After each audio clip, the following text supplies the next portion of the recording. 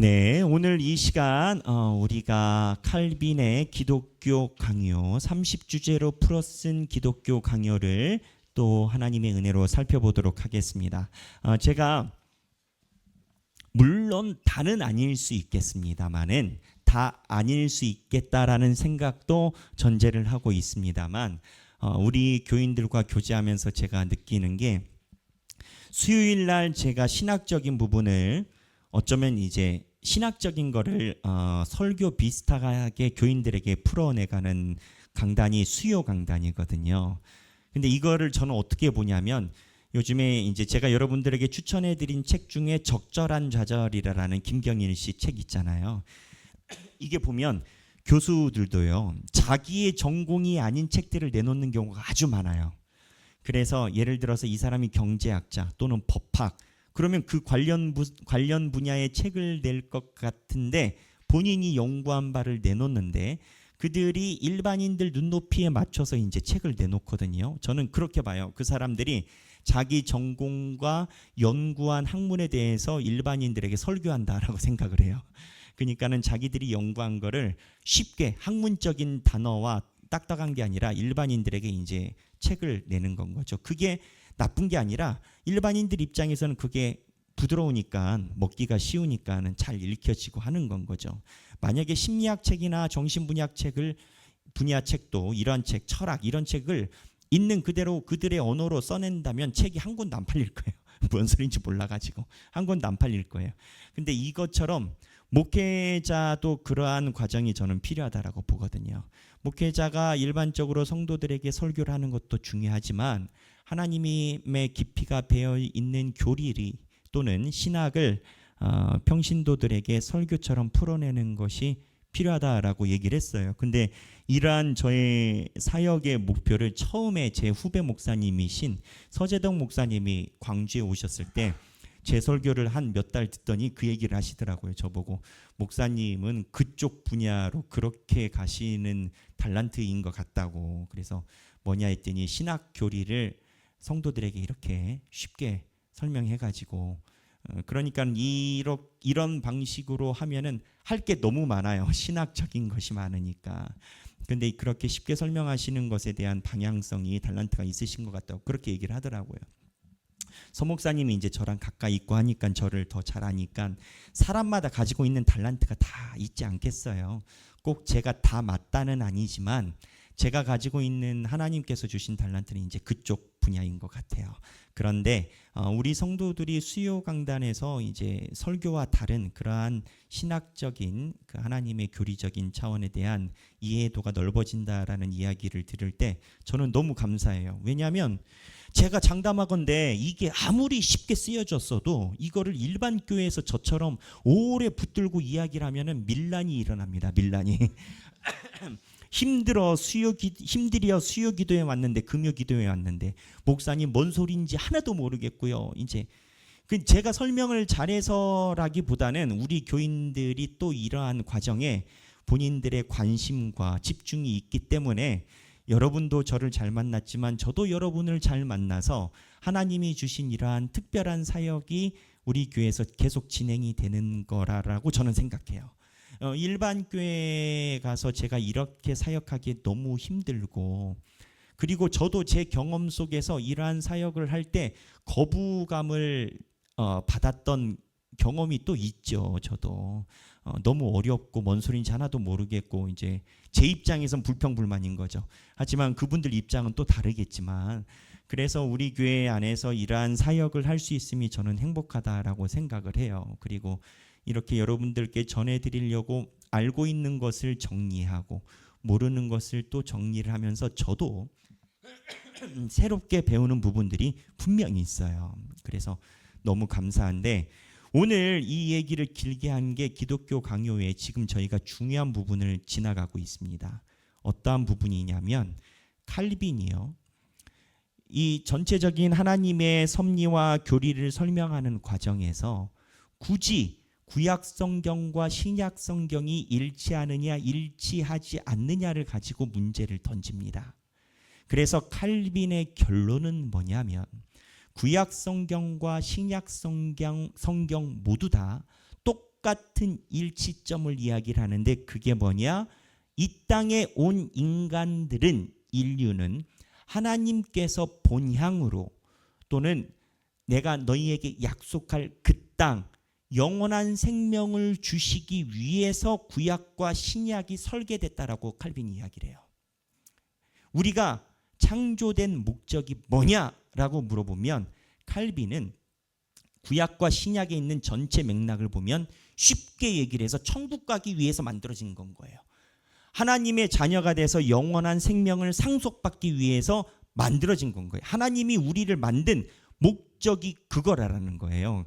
그거를 이야기를 하면서 칼빈이 여러 각도를 이야기를 합니다. 자, 그러면 자, 보세요. 제가 과거 지나간 거 정리하는 거예요.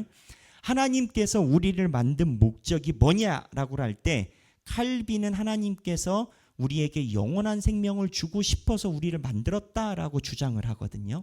그거를 구약 성경도 이야기를 하고 신약 성경도 영원한 생명에 대해서 이야기를 한다라고 이야기를 하거든요. 근데 그 다음에 따라오는 질문이에요.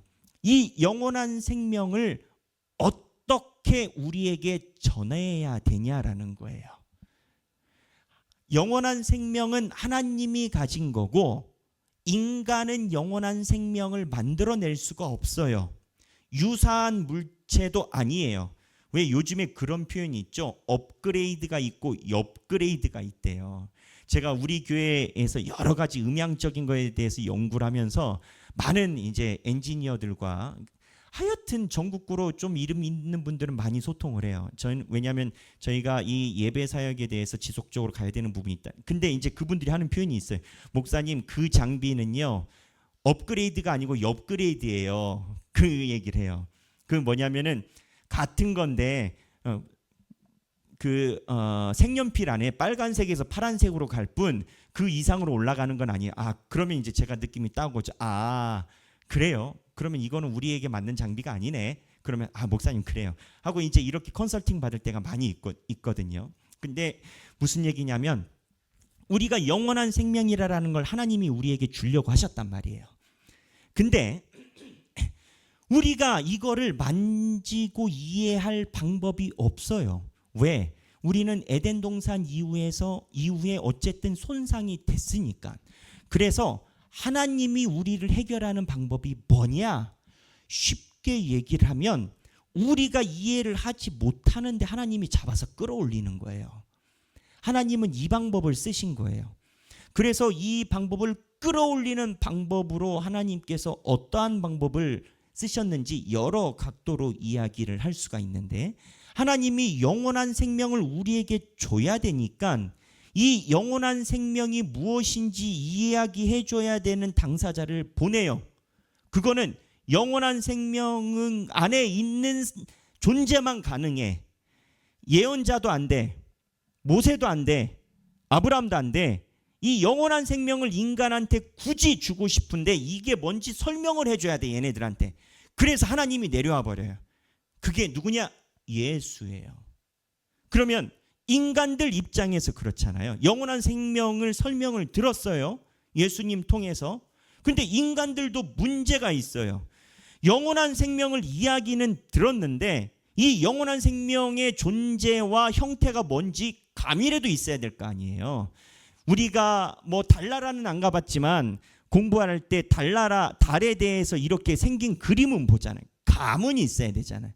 그러니까 영원한 생명을 이야기를 할 때 인간, 학습자의 입장에서 하시는 말씀은 알겠는데 우리가 하나님을 믿고 싶어요. 하나님을 잘 믿어야 되는데 왜냐하면 성경의 구약 성경에 보면 우리 지금 에스겔 그거 나오지만 종교심이 믿음, 신앙을 이야기를 하는 건 아니에요. 그러니까는 내가 잘 믿는다라고 생각하지만 내가 우상에 빠질 존재가 있어요. 에스겔이 이제 가면서 더 심각해집니다. 에스겔서가 지금 쭉 가는데 제 에스겔서 강의를 잘 들으셔야 돼요. 이 에스겔서의 온도차를 못 느끼시면 에스겔서 그냥 맹탕으로 넘어갑니다. 근데 이제 에스겔이 굉장히 중요한 존재라고 제가 여러 번 이야기를 드렸잖아요. 하나님께서 이 땅에서 인자라라고 이야기를 한 선지자는 에스겔 유일해요. 그리고 에스겔이 하나님의 권능이 나를 휘감으시니 라는 이 말씀에 대한 표현이 무려 40번이나 존재합니다. 그래서 에스겔이 하나님이 영이 임한 선지자로 보고 카톨릭에서는 에스겔을 굉장히 높이 봐요. 왜냐하면 이 땅에 하나님이 들어쓴 에스겔이거든요. 근데 이제 에스겔한테 하신 하나님의 말씀의 주 포인트가 뭐냐라고 물어보면 잘 믿어라라거든요. 에스겔은 잘 믿어라라는데 왜 잘 믿으라라고 이야기를 했냐? 나라가 멸망하는데도 지들이 잘 믿는 줄 알아. 그러니까 에스겔이 하는 소리가 니들이 믿는 게 잘못됐다라는 거야. 근데 이 세대는 요시야와 함께 종교개혁을 한 세대거든요. 여러분 그게 인생이 얼마나 힘들겠어요. 제가 담임 목사 하면서 느낀 게 나이가 있으신 분들이 다시 신앙을 정립한다라는 것은 정립 포인트 아니고 정립한다라는 건 너무 힘든 거예요. 우리 하길교회에 계신 7080 어르신들이나 또는 5060 세대들은 너무 대단하신 거예요. 왜냐하면 제가 기성교회에서 느낀 게 목사님 말이 맞아요. 성경도 그런 것 같아. 내가 반론은 못해. 그런데 뭐가 문제냐? 내가 살아온 인생이 뒤집어지는 게 힘든 거야. 이건 자존심 문제야. 맞고 그름의 문제가 아니야. 그래서 나이 많으신 분들이 자기 신앙에 대해서 재정립을 하는 것이 어렵구나를 제가 아주 뼈저리게 봤거든요. 근데 한편으로는 이해가 돼요. 이해가 되는 부분이 평생 동안 난 이렇게 살아왔거든요. 그러니까 우리 교회에 계신 어르신들 같은 분들이 다 있다라고 보면 안 돼요. 그분들이 개혁 갱신의 의지가 있고 그렇다라 치지만 살아온 인생에 대해서 다시 리셋이고 다시 쌓는 거거든요. 그 무슨 얘기냐면 다시 돌아와서 하나님을 잘 믿어야 된다. 그러면 영원한 생명을 얻는다라고 하나님이 예수를 보내서 이야기를 했을 때 인간 입장에서는 이야기를 하는 건 거죠. 잘 믿는 게 뭐냐라는 거예요. 우리는 잘 믿고 싶다라는 거예요. 그런데 방향을 잃었다라는 거예요. 잃었다라고 하나님이 얘기를 한다라는 거야. 그러면 내 방향이 뭐냐? 그때 하나님이 한 얘기가 니들 앞에 있는 예수를 봐라. 예수를 믿으면 나를 잘 믿는 거다라고 얘기를 하는 거예요. 그러니까 다시 정리하면 하나님이 인간을 만든 목적은 영원한 생명을 주고 싶었어요. 에덴 동산에서 실패했어요. 근데 실패가 전화위복이 됐어요. 왜 전화위복이 됐냐? 실패해서 하나님이 하나부터 열까지 손을 다 대요. 하나님이 하나부터 열까지 손을 다 대는 방식이 뭐냐? 하나님과 똑같은 존재인 하나님이신 예수가 직접 와서 이곳에서 직거래해요. 두 가지, 예수가 하는 말 들으면 되고, 두 번째, 하나님을 잘 믿으려면 예수를 믿으면 돼요. 예수가 하나님이니까. 그래서 니들이 나를 잘 믿으면 어떻게 되느냐? 결과는 요한계시록에 있는 상속, 이기는 자는 하나님의 나라를 상속받으리니. 상속이에요. 들어온다가 아니라 상속이에요. 상속이 뭐예요? 아버지의 재산을 물려받는 거예요. 결국 하나님의 계획은 이 땅에서 예수를 통해서 영원한 생명이 되게끔 하는 건 거예요. 근데 이 과정이 오늘 성경 본문 많이 찾아볼 거거든요. 오늘 성경 본문에서 많이 찾아볼 건데 이 과정이 예수를 아는 것에 대한 지도가 필요해서 그렇게 과정이 간단하지 않아요. 예수를 보내주셨지만 예수를 잘 믿고 예수를 잘 알아야 된다는 숙제가 남겨져요. 하나님에 대해서는 멀어서 부담됐는데 하나님이 하나님을 보여주셨어. 예수예요. 근데 이제 문제는 이 예수를 어떻게 믿느냐가 숙제로 남아져요. 그래서 예수님이 제자들에게 물어봤어요. 사람들은 나를 누구라고 하느냐? 어떠한 사람은 엘리야라고 하고 어떤 사람은 모세라라고 합니다. 어떤 사람은 선지자라고 합니다. 그랬더니 베드로가 얘기를 해요. 주는 그리스도시요 살아계신 하나님의 아들이니이다. 이게 무슨 얘기냐? 예수를 믿는 방법에 대한 여러 각도가 있는 거예요. 그러니까 예수님이 예수를 믿는 방법에 대해서 가르침을 가져가세요.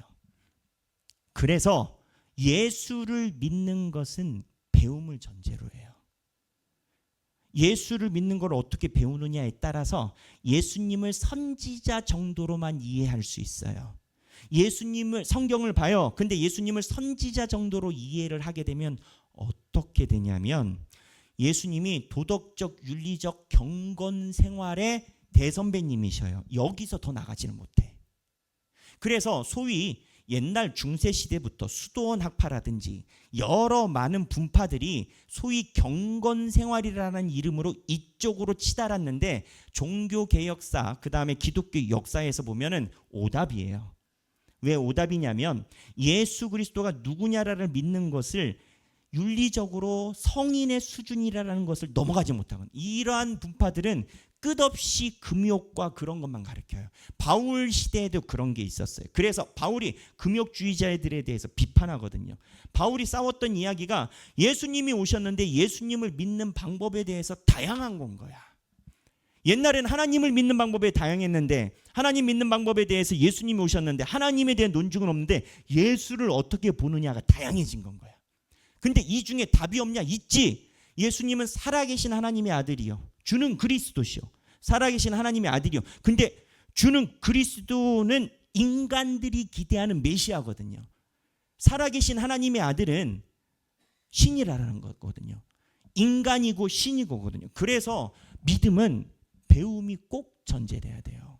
기독교 역사에서 배움이 없이 하나님의 신앙에 대해서 맞닿았다라고 이야기를 하는 곳이 없어요. 가톨릭도 안 그래요. 그래서 우리도 세례하기 전에 교육을 하죠. 그걸로 부족하지만 결국 믿음 생활은 예수 그리스도를 어떻게 믿느냐를 배워가는 과정이에요. 예수가 살아계신 건 믿는다고요? 하나님이 살아계신 건 믿는다고요? 나는 확신을 갖고 있다고요? 예수님이 그럴 때 이야기를 하셨죠. 귀신도 내가 살아있는 거 한다고. 하나님이 살아계심을 확신하는 것과 예수 그리스도와 하나님을 제대로 믿는 건 다른 거예요.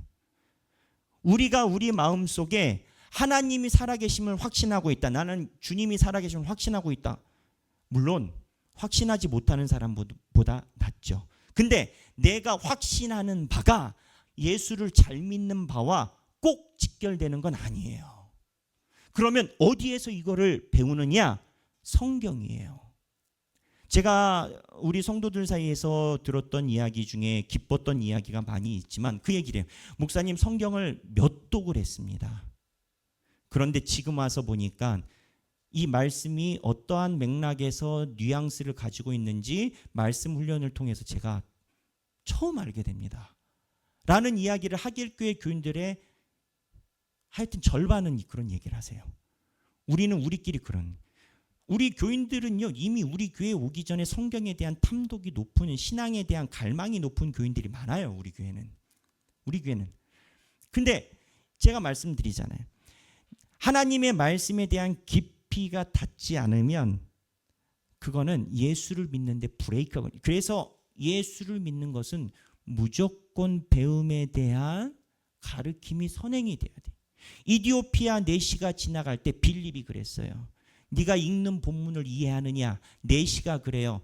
가르쳐주는 자가 없으니 내가 어찌 이해할 수 있나이까. 빌립이 이야기를 해요. 그랬더니 이디오피아 내시가 이해를 해요. 내가 세례를 받을 수 있습니까? 그래서 빌립이 이디오피아 내시에게 세례를 줘요. 그게 사도행전의 첫 번째 세례 아니겠어요? 이 첫 번째 세례의 전제가 뭐냐? 잘 가르치고 잘 배우고 정도가 있어야 돼요. 그래서 예수 그리스도가 어떠한 위치인지에 대해서 인지도가 부족하면 어떠한 현상이 나타나냐면 예수님을 메시아 정도로 생각하고 윤리적으로 좋은 분 정도로 생각하게 되고, 제일 안 좋은 점은 예수가 하나님이 보내신 윤리적으로 가장 뛰어난 분이기에 예수님이 이야기를 하지 않은 다른 부분이 있다로 생각이 가요. 정통 기독교 안에서 예수님에 대한 배움과 인지가 정확하게 있지 않으면 예수님이 아닌 무언가 부차적인 게 더 필요하다라는 생각이 가요. 이게 금욕주의로 가든 뭐가 되든 부수적으로 붙어요. 근데 이 배경에는 뭐냐면 예수에 대한 정확한 인지가 떨어지지 않기 때문에 더 필요한 건 거예요. 학교에서 제대로 공부 안 하고 다른 데 가가지고 돈 내가지고 배우는 거랑 비슷한 건 거예요. 이러한 느낌으로 가게 되다가 이게 심해지면 어떻게 되냐면 이단이 튀어나와요. 제가 얘기를 했죠. 모든 이단들의 공통 분모는 뭐냐? 예수에 대한 해석에서부터 갈린다고. 이단들은 예수를 부인하지 않아요. 근데 예수에 대해서 모든 점을 긍정해요. 그러니까 기존 교회에 있는 사람들이 예수에 대해서 부인하지 않고 윤리적으로나 행실적으로나 경건한 모습으로나 똑같은 소리를 하니까 같은 줄 알아. 근데 이들이 이야기를 하지 않는 바가 있어요. 예수를 하나님의 아들로 이야기를 하진 않아요.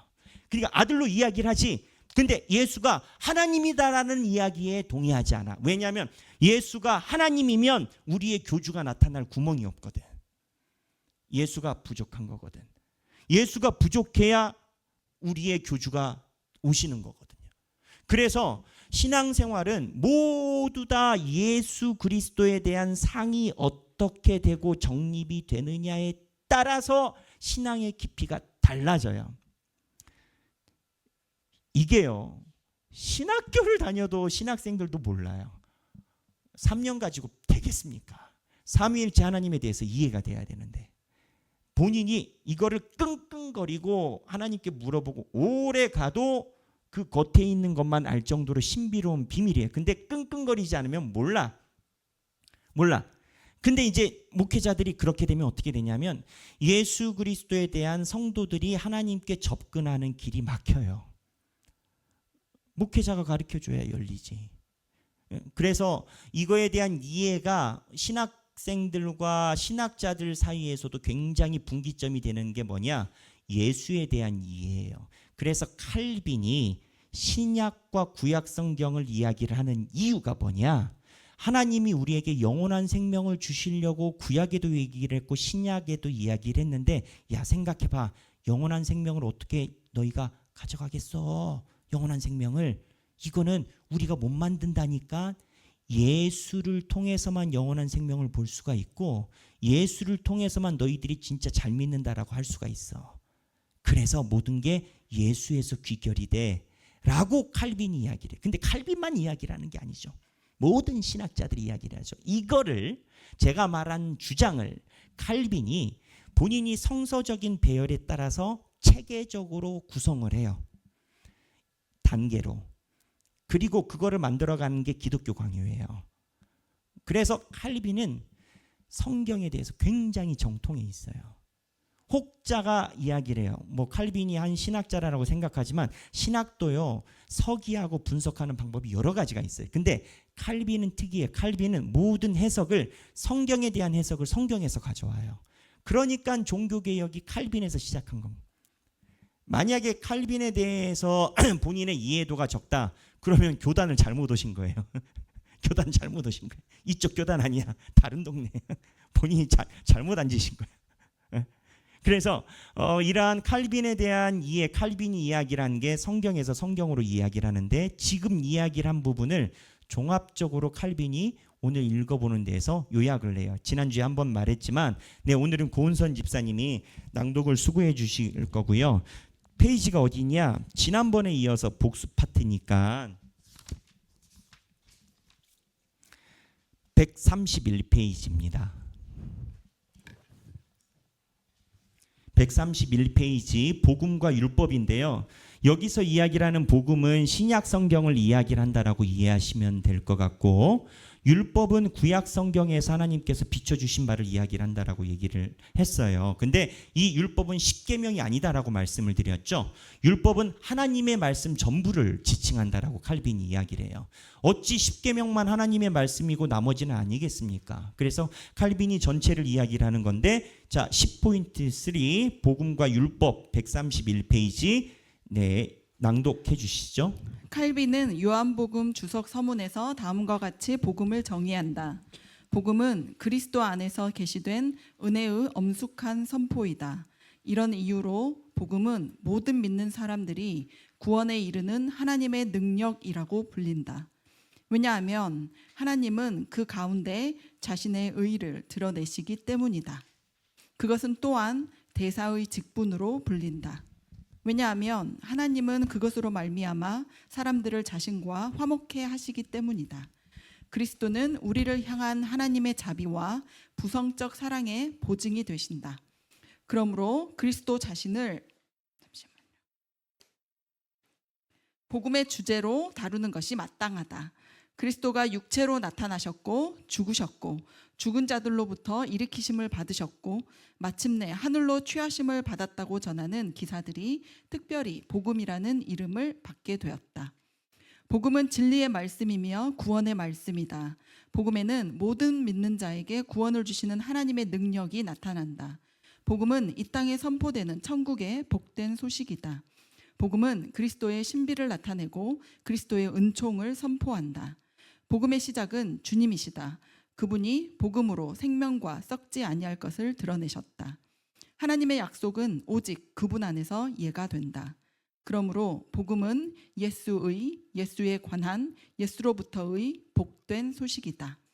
옛적의 선지자들은 오직 예수 그리스도만을 부지런히 연구하고 살폈으며 그분을 보고 기뻐하였다. 자, 옛적의 선지자, 그러니까 구약에 있는 선지자들도 본인들이 뉘앙스를 몰라서 그렇게 표현하지 않았지만 예수 그리스도, 하나님께서 영원한 생명을 주는 예수를 기대하고 고대했다라는 거예요. 칼빈이. 그러면 구약에 있는 선지자가 어떻게 그랬냐? 요한복음 8장 56절 한번 자막을 띄워봐 주시죠. 다 함께 읽겠습니다. 너희 조상 아브라함은 나의 때 볼 것을 즐거워하다가 보고 기뻐하였느니라.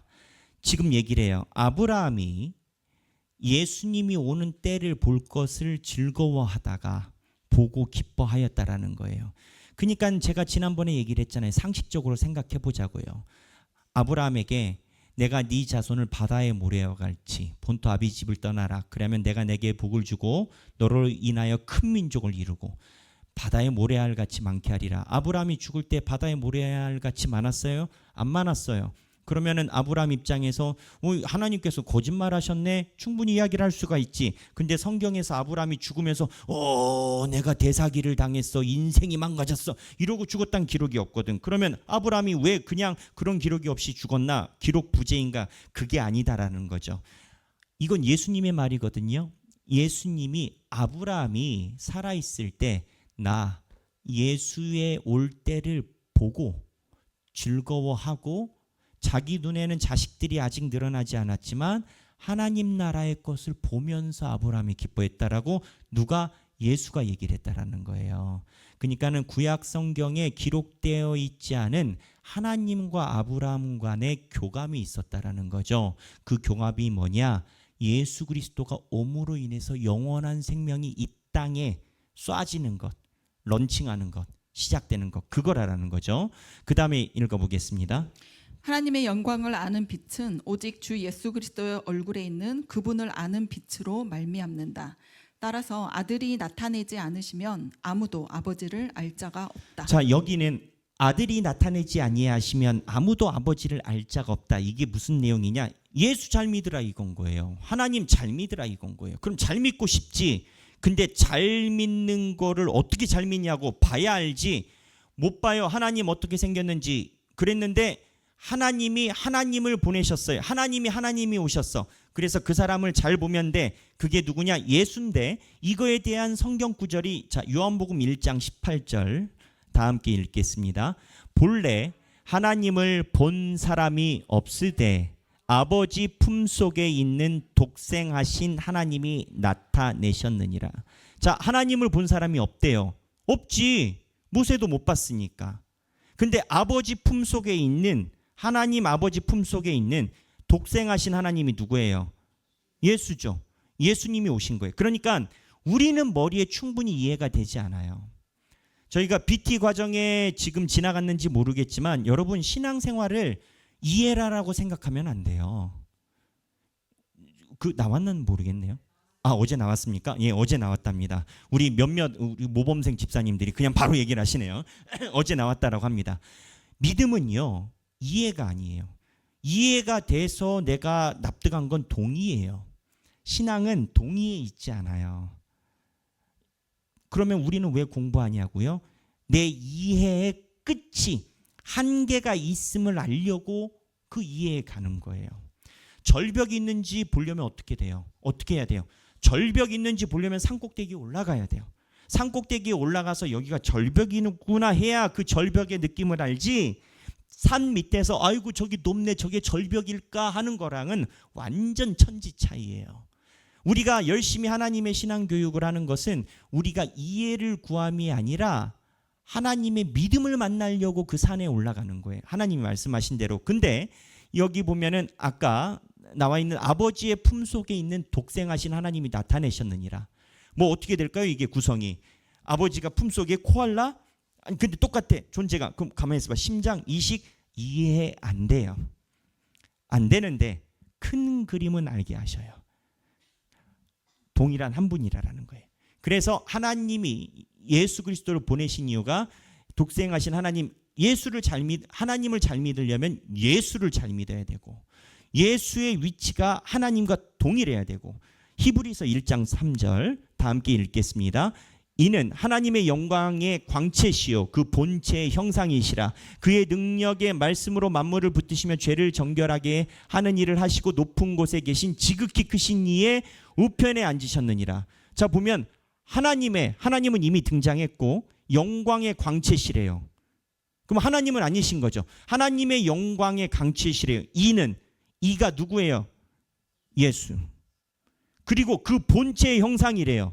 본체는 하나님이죠. 근데 하나님의 형상이래요. 누구? 예수. 아니 이런 표현을 누구 인간에게 갖다 댈 수가 있어요. 그러니까 여기에서 예수를 잘 믿어야 한다라는 이유가 예수를 믿어야 하나님을 믿는 거예요. 예수에 대해서 정확히 알지 못하면 하나님에 대해서 이해를 할 수가 없는 건 거예요. 그래서 이러한 내용 그 다음에 아들이 아버지에게 말씀으로 읽어주시죠. 아들이 아버지의 말씀으로 대속의 주가 되시니 복음을 들음으로써 영생의 지식에 이르게 된다. 자, 이러한 내용을 예수님이 이야기를 하셨단 말이에요. 그리고 예수님께서 선택하신 제자들을 통해서 이야기를 하셨단 말이에요. 그래서 복음은 들음으로써 영생의 지식에 이르게 돼요. 돛 닦는다고 되는 거 아니에요. 달마다 큐티만 백날 한다고 되는 거 아니에요. 내가 알고 싶은 것만 모여요. 내가 느끼는 감정만 모여요. 복음은요, 내가 모으고 싶은 진리를 모아가는 과정이 아니라 성경이 나에게 말씀하시는 바를 배워가는 과정이에요. 저도 지금도 배우고 있어요. 그래서 복음은 들음으로써 영생의 지식에 이르게 돼요. 그러니까 듣지 않으면 영생의 지식에 이르지 못해요. 다시 듣지 않으면 영생의 지식에 이르지 못해요. 성경에 있는 말에 180도 바꿔서 얘기를 하면, 그러면 조금 더 얘기를 하면 듣지 않으면 영생의 지식에 이르지 못하면 어디 가요? 지옥 가요. 제가 이런 표현 굉장히 조심스러워하고 싫어하지만 복음을 듣지 않으면 내가 믿는 것 같아도 지옥 가요. 믿는 사람들 중에 지옥 안 간다고요? 주여 주여 하는 자마다 아버지 나라로 다 갈 것이 아니다. 우리는 그렇게 생각해요. 성질 부리지 말아야지. 성질 안 부린 사람들이 천국 가는 거야. 이런 느낌을 갖고 있으나 성경은 그걸 이야기를 하지 않아요. 성경은 주여 주여라고 말만 하는 자들이 천국에 못 가는 이유가 그들은 안 들어요. 안 들어요. 박영선 목사님이 제가 1부 때는 설교 때 코멘트했는데 2부 때는 제가 놓쳤는데 2부 때 박영선 목사님이 최근에 한 설교가 있어요. 한국 기독교가 믿음이라는 우상으로 인해 예수를 멀리한다. 아주 의미가 있는 얘기예요. 믿음이라는 우상으로 인해 예수를 멀리한다. 그 믿음이라는 우상이 뭐냐? 각자 소견에 오른 대로의 종교심이 있는 거예요. 근데 이 종교심이 말씀에 의해서 침노를 당할 때 이 종교심을 내려놓지 않아. 그럼 어떻게 되느냐? 말씀이 들어올 때 내려놓지 않으면 우상이 돼요. 그 박영선 목사님의 말씀에 대한 그 진도를 누가 가장 강하게 세게 얘기를 했냐? 에스겔이. 좀 기대해 보세요. 다음 주에 보면은 우리가 예상하지 못했던 에스겔 현상에 대해서 하나님이 보여주시는 부분이 있어요. 그거 설명 안 듣고 지나가면 백날 성경 봐도 몰라요. 그래서 어쨌든 복음은 들음에서 나오고 영생의 지식에 이르게 되고, 그 다음 읽어주시죠. 율법과 복음을 구별하는 것은 바람직하나 양자를 분리시키는 것은 합당하지 않다. 복음은 모든 믿는 자에게 구원을 주시는 하나님의 능력이 되지만 그것은 율법과 선지자들에게 증거를 받은 것이다. 복음은 율법을 폐지한 것이 아니라 율법의 약속을 확인하고 실현했으며 그림자에 몸을 부여했다. 구약의 믿음의 백성도 율법과 선지자를 통해서 복음의 약속을 받았다. 율법에는 복음의 약속이 포함되어 있다. 율법에 게시된 약속이 복음으로 성취되었다. 율법은 장차 올 좋은 일의 그림자요 더 좋은 소망으로 인도하는 길이었다.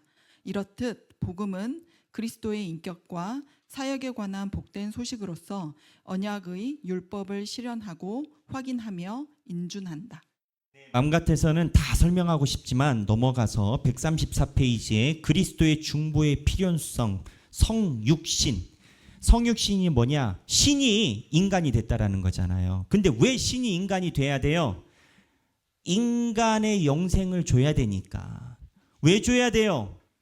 하나님이 우리를 사랑해서. 그 하나님의 모든 작품이고 하나님의 결론이에요. 그 가끔 그 생이 그렇게 이야기를 해요. 굳이 하나님이 그러해야 될 필요가 뭐가 있냐라는. 그리고 나는 부담스럽다는 거지. 그럼 부담스러우면 어떻게 천국 안 갈 거야. 하나님이 그렇게 만들었다는데. 아니 스티븐 잡스가 이거를 만들어 놓고 아이폰이라고 이야기를 하면 그게 아이폰이지. 나는 이거 아이폰 아니야. 난 이건 아이폰인지 모르겠어. 그럼 자기가 따로 만들던가. 자기가 만들던가. 아이폰을 만들었으면 아이폰이라고 얘기를 했지. 하나님이 만든 영원한 생명에 대한 루틴이 이런 건 거예요. 하나님의 질서 안에서. 그래서 자 하나님께서 성육신 되신 이유가 뭐냐? 계시와 구원의 정점이에요. 왜냐하면 아까 얘기를 했죠. 예수를 잘 믿어라. 하나님을 잘 믿어야 돼요. 근데 하나님을 만난 사람이 없어요. 그 하나님이 누구냐? 예수예요. 그러니까 하나님을 잘 믿으려면 예수를 잘 믿어야 되고 구원의 측면에서도 그래요. 우리가 하나님이 주시는 영원한 생명을 받아야 돼요. 그래야 생명이 영원으로 바뀌거든요. 근데 이 영원한 생명을 전달할 수 있는 인간 예언자가 없어요. 그러니까 예수가 전달해주는, 예수가 영원한 생명의 존재자니까 예수가 전해주는 영원한 생명을 받아야 영생이 생겨요. 나머지는 다 가지예요. 그래서 이 모든 정점에 예수로 인해서 시작되고 예수로 인해서 끝날 수밖에 없는 게 우리 기독교가 다루고 있는 소스가 우리 기독교가 다루고 있는 그 매트리얼 물질이 뭐냐? 영생의 문제이기 때문에 예수로 다 귀결이 될 수밖에 없는 거예요. 우리가 만약에 영생의 문제로 귀결이 되지 않는다면 예수에 대한 것이 접점이 약해져요. 그리고 영생에 관한 문제이기 때문에 굉장히 기독교는 날이 서 있어요. 무슨 얘기냐면 영생의 문제는 하나님이 이야기라는 대로 영생에 가는 거지 우리가 탐구한다고 갈 수 있는 게 아니에요. 그래서 우리는 하나님이 말한 대로 영생의 길을 가야 해요. 근데 하나님이 말한 대로 영생의 길을 가지 않잖아요. 그러면 성경은 야단쳐요. 길이 틀렸다라고 얘기를 해. 근데 제가 요즘에 스카페게라는 사람의 책을 읽고 있는데 이 스카페게 유명한 기독교 작가인데 때가 되면 또 우리 교인들과 나눠야 될까 생각을 하는데 이 스카페기 이야기를 하는 게 뭐냐면 유명한 사람이에요. 정신 의사예요. 목사가 아니고 의사예요. 정신과 의사예요. 근데 이제 이 스카페기 거짓의 사람들이라는 책에서 무슨 얘기를 하냐면 잘 봐라. 유교나 불교나 다른 종교는 자기가 참선을 이루고 종교적인 생활을 가져가는데 그 길이 잘못됐다라고 야단치는 종교는 없다. 근데 기독교만 자기가 추구하는 바를 위해서 나아갈 때 그거를 야단친다.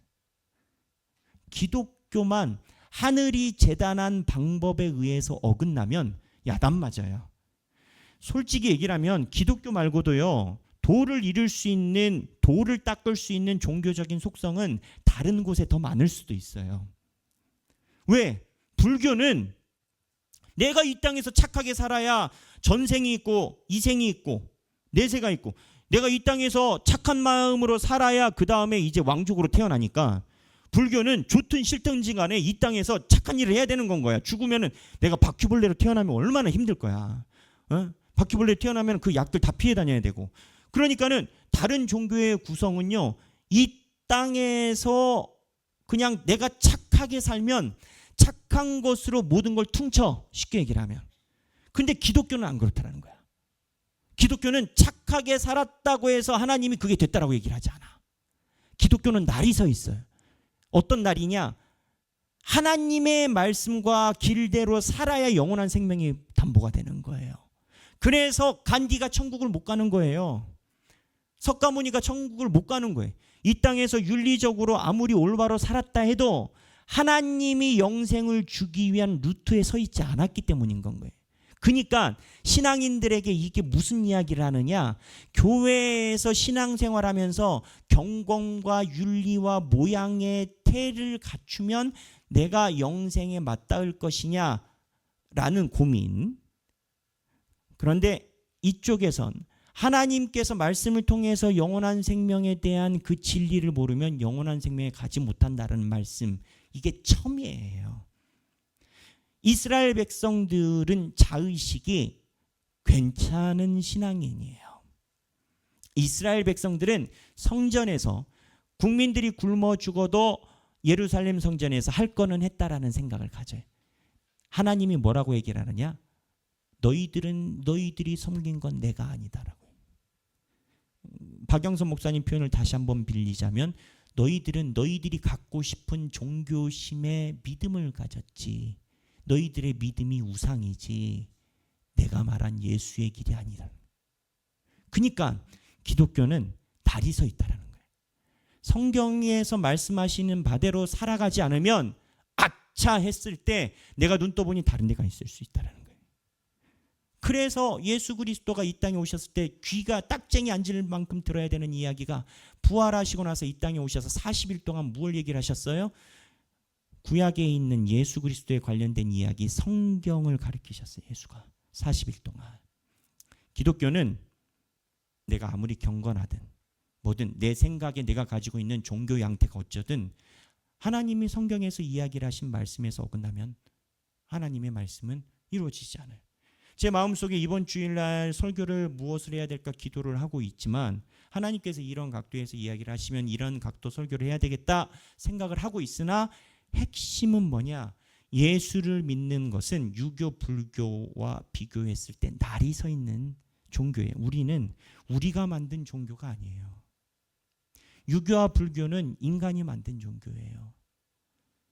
나머지도 마찬가지. 근데 기독교는 성경의 역사, 형성사를 여러분 저와 함께 공부하셔서 아시겠지만 1000년이 넘는 동안 기독교는 경전이 소실이 돼도 수십 번, 수백 번 소실이 되고 말씀이 없을 만한 희한한 상태에서 하나님의 믿는 신앙이 도래했어요. 종주국이 없어요. 왜냐하면 이스라엘이 나라가 없었거든. 종주국이 없는데 종교가 세계 종교가 됐어요. 기독교만 희한한 구조를 가지고 있어요. 그게 무슨 얘기냐?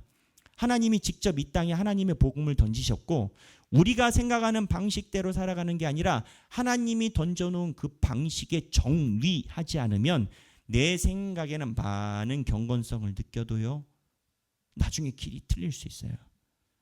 여러분 유교 불교에도요 그들의 초월의 세계가 있어요. 그들의 명상이 있어요. 묵상이 있어요. 방언이 있어요. 그들도 귀신 봐요. 그들도 때로는 어느 정도의 치유도 해요. 제가 얘기를 하잖아요. 제가 아는 사람이 신천지에 지인이 있는데 목사에게 제 친구 목사한테 가족인데 당당하게 그 얘기를 하는 우리도 우리가 확신하는 초월적인 신비가 있어. 이만희가 죽으면 생각해 볼게. 신천지들은 아직도 안 죽는다고 생각해요. 이만희가 죽는다고 생각하는 사람 없어. 통일교는 죽고 한학자가 나와도 변질이 되지만 여하튼 중요한 건 제가 말씀드리는 핵심은 우리가 신앙생활을 하는 것은 하나님이 말씀하시는 길에 서기 위해서 부단히 예리하게 살아가는 거지 우리가 추구하고 옳다라고 하는 것을 취사 선택해서 걸어가는 길이 절대 아니다라는 거예요. 그렇기 때문에 복음은 아까 처음에 얘기한 것처럼 예수 그리스도가 누구이고 예수 그리스도가 설명한 길이 무엇이며 하나님이 예수를 통해서 우리에게 말씀하신 것이 무엇인지 부단히 그 길을 찾아 헤매야 돼. 길을 찾아 헤매는 자는 있는 자는 더하여 질 것이요 없는 자는 있는 것마저도 뺏기리라.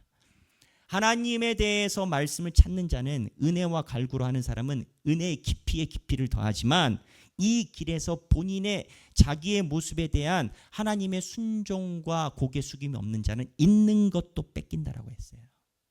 그래서 이 신앙생활이 말씀을 보면 볼수록 더욱더 날이 서 있어요. 제가 하나님 말씀 보면서 제가 느끼는 겁니다. 예리해요. 아차 하면 가요. 이스라엘 백성들이 우리보다 신앙생활 없었을까요? 우리보다 잘 믿었을걸요? 엄청나게. 그래서 여기 뒤를 더 가고 싶으나 시간상 우리가 더 가진 못할 것 같습니다만 다음 주에 계시와 구원의 정점인 예수에 대해서 이어서 가겠습니다.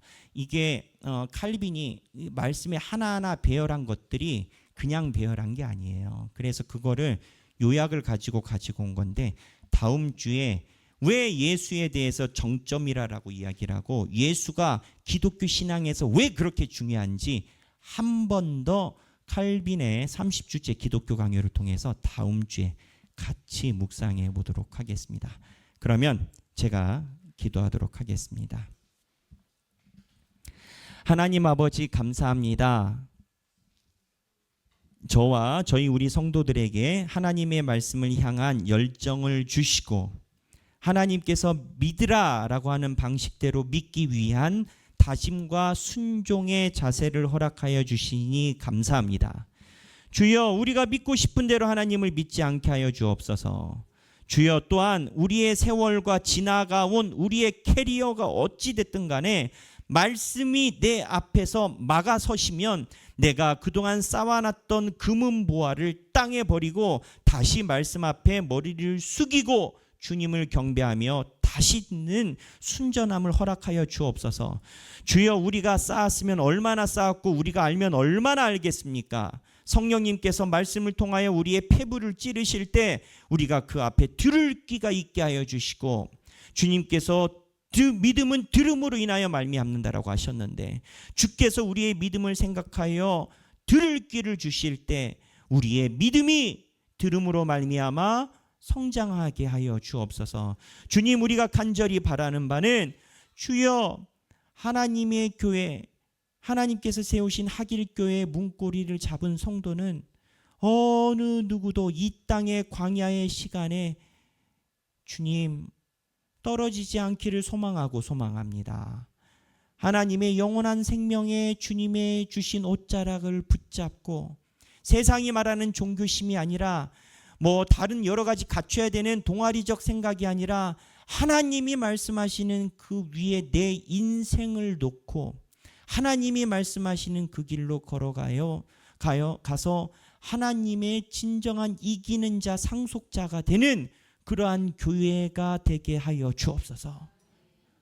이제는 우리 주 예수 그리스도의 은혜와 하나님 아버지의 극진하신 사랑과 성령님의 감동 감화 교통하심이 인간의 한없이 힘없음 무익함을 깨닫고 하나님의 음성에 귀를 기울여 그것으로만 우리의 모든 것을 채우려고 노력하기 원하는 사랑하는 모든 주님의 백성들 머리 위에 지금으로부터 영원토록 함께 계시길 성부와 성자와 성령의 이름으로 간절히 축원하옵나이다. 아멘.